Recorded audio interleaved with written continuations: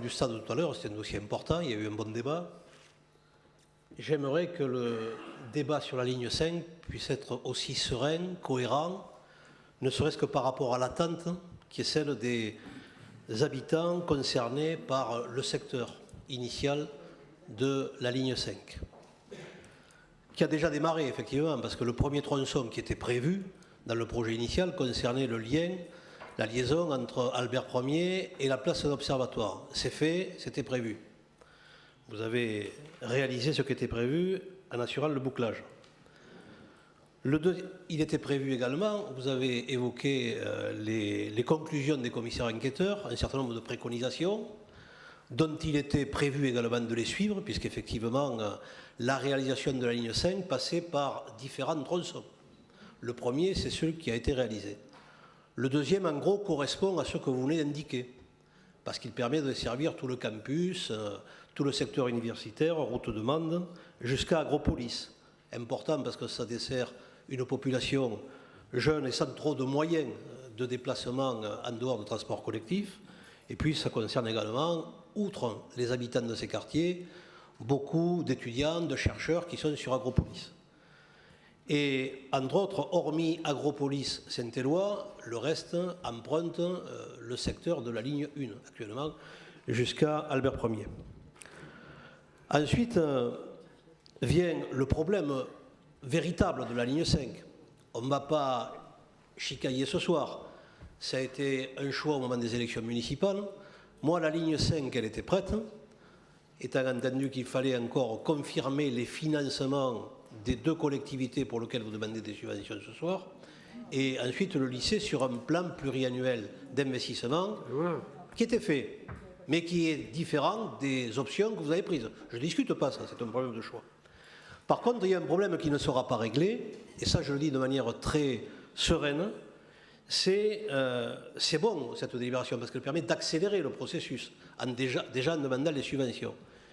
Mais le problème qui se pose à l'ouest, il y a deux problèmes à l'ouest, deux questions. Il y a le verrou constitué par le non-passage par Montcal. Et sans vouloir polémiquer, je tiens à vous dire quand même qu'il n'a jamais été question de traverser Montcal. C'était uniquement un liseré en bordure qui était différent du premier plan qui avait été sorti par l'ancienne équipe municipale. Dans la politique que je menais, dans les programmes qui étaient annoncés au niveau du mandat, on passait un liseré de Montcal. Et que je sache, le fait de desservir un grand parc public par une ligne de transport public n'est pas une injure. Je pense que c'est un ensemble entre 16 et 20 hectares qui est intéressant pour tout le monde. Le problème, c'est que si on ne passe pas par là, on pourra faire les études que l'on veut.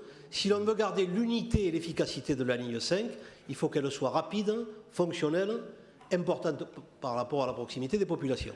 Par où va-t-elle passer?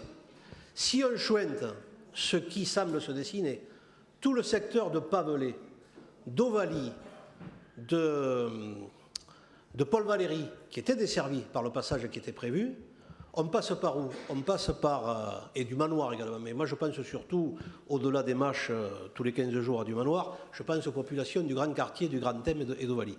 On va passer par où sinon? On passe par Estanov. Et j'ai beaucoup de réserves quand même par rapport à ça, parce que le gabarit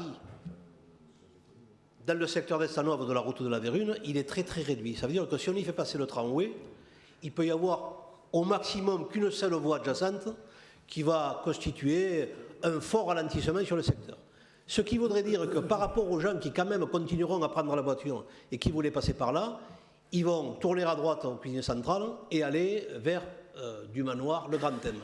Dans l'état actuel de la non-réalisation du contournement ouest et du gros trafic qui, chaque matin, chaque soir, se situe au niveau du Grand Thème, sans parler bien sûr du rond-point de la Vérune, ça veut dire qu'on va renforcer le blocage de circulation sur le secteur. Pourquoi? Pour desservir Estanov, qui n'est quand même pas loin du boulevard Pavelay. Pour desservir, en arrivant à la place du 8 mai 45, alors que tout était logiquement fonctionnel. Moi, c'est la difficulté que j'y vois. C'est-à-dire qu'un tramway, il a une efficacité s'il ne joue pas le rôle de tortillard, mais s'y joue réellement l'efficacité d'un transport en commun qui amène les populations et les usagers sur des points de connexion avec l'ensemble des autres secteurs. Et c'est la réserve que je mets sur la rediscussion du passage dans le secteur Estanov, EAI, Montcalm. Parce que le projet que vous présentez sur l'EAI Montcalm, en gros par rapport à l'ancien, et j'en parle à l'aise puisque je n'étais pas dans l'ancienne équipe municipale, il se traduit par quoi? Par une densification du secteur sud, du côté de la rue des Chasseurs et du côté de la Croix du Capitaine, en fait, tout ce grand secteur. Et on l'a légèrement déporté par rapport à ce qui était prévu dans l'emprise de l'ancienne EAI, côté nord, entre la rue de Bugarel et Fontcouverte. Voilà en gros ce que je veux dire. C'est-à-dire qu'on va réaliser, et c'est très bien, si on a les subventions rassurantes de la part de la région et du département, le secteur entre Agropolis et Saint-Éloi et jusqu'à la place 8 mai 45, mais on ne règle pas sur le court terme ni sur le moyen terme les problématiques posées par la circulation de l'Ouest, que ce soit la Croix d'Argent, que ce soit le secteur de l'Ovalie, que ce soit tous les secteurs liés autour de la cuisine centrale à l'arrivée de la population qui vient de l'Ouest.